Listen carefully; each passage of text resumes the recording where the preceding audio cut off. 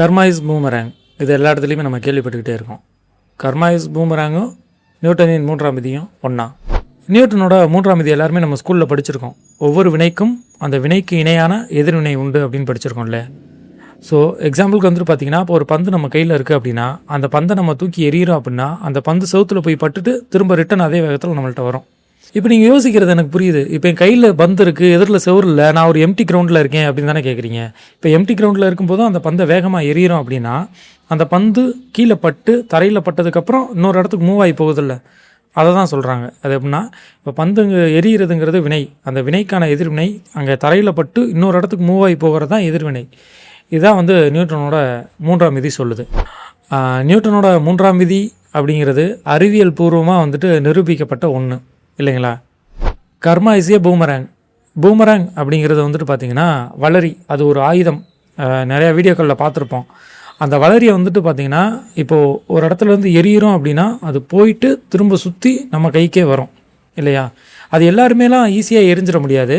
அதை முறைப்படி பார்த்திங்கன்னா கற்றுக்கிட்டு அதுக்கப்புறம் பண்ணோன்னா தான் அது ஒர்க் அவுட் ஆகும். அந்த காலத்தில் பார்த்திங்கன்னா இப்போ எதிரி நாட்டில் நம்ம நாட்டில் தகவல் சேகரிச்சுட்டு போகிற ஒருத்தர் இருக்கார் அப்படின்னாக்கும், இப்போ அவரெல்லாம் பிடிக்கணும், நம்மக்கிட்ட தப்பிச்சு போகிறாருன்னா இந்த வளரி ஆயுதத்தை வச்சு எரிவாங்க.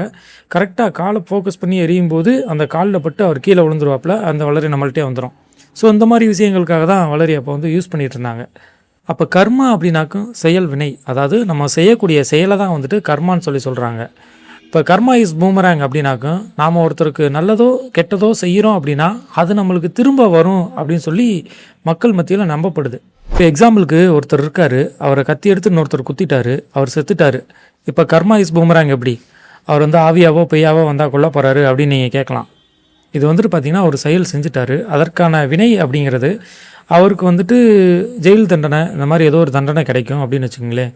அப்படி இல்லாத பட்சத்தில் அந்த பூமராங் எப்படி ஒர்க் ஆகும் அப்படின்னா, யாரோ வேறொருத்தர் அவரை கொல்றதோ அல்லது கத்தி எடுத்தவனு கத்தியால் தான் சாவுன்னு சொல்லுவாங்கள்ல, இந்த மாதிரியோ அதை தான் சொல்லப்பட்டுட்டு இருக்கு.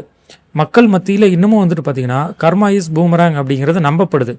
இன்னும் சொல்லணும்னா வில்லேஜ்லாம் சொல்லுவாங்க, தாத்தா பாட்டி செய்கிற பாவ புண்ணியத்தை பார்த்திங்கன்னா பேரப்பிள்ளைக்கு அனுபவிக்கும் அல்லது தலைமுறையே அனுபவிக்கும் அப்படின்னு சொல்லுவாங்க. இப்போலாம் அவங்கவுங்க செய்கிற பாவ புண்ணியத்தை அவங்களே அந்த ஜென்மத்திலே அனுபவிச்சிடுறாங்க அப்படிங்கிறதையும் சொல்லிகிட்டு இருக்காங்க. எனிவே கர்மா இஸ் பூமராங் அறிவியல் பூர்வமாக சரியானதா அப்படின்னு சொல்லி பார்த்தா உலகம் முழுக்க ஒழுக்கமாக வாழ்கிறதுக்கான வழிமுறையாக தான் இது பார்க்கப்படுது. ஸோ இந்த கர்மா இஸ் பூமராங் பற்றி நீங்கள் என்ன நினைக்கிறீங்க அப்படிங்கிறத மறக்காமல் கமெண்ட் பண்ணுங்கள். நம்ம வீடியோ எப்படி இருந்துச்சு அப்படிங்கிறதையும் மறக்காமல் கமெண்ட் பண்ணிட்டு நல்லா இருந்துச்சு அப்படின்னா கண்டிப்பாக ஷேர் பண்ணுங்கள். தேங்க்யூ.